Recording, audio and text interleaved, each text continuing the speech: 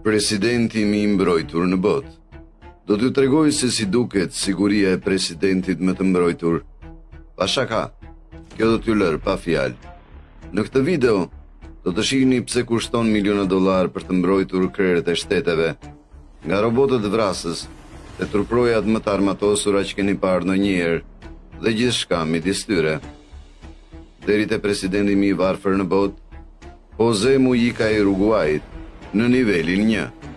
Po, e di, kjo tingëllon mjaft e çuditshme, por në vend që të futte rrogën e tij presidenciale në xhep, José jetonte në një kasolle një katëshe me çati prej teneqeje në mes të askundit dhe refuzoi të qëndronte në pallatin presidencial. Dhe as udhëtimi i tij nuk bëhej më i mirë. Dua të them, djali fjalë për fjalë drejtonte një Volkswagen Beetle të vitit 1987 të dëmtuar, kudo që shkonte me pothuajse zero siguri. Ky ishte vetëm niveli i parë.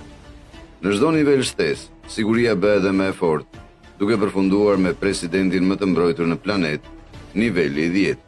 Presidenti i Francës, nga ana tjetër, nuk po ecën tamam si José, sepse Macron ka një ekip sigurie të plotë që e ruan çdo ditë.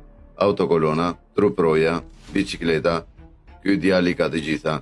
Do të mendonin se me atë nivel sigurie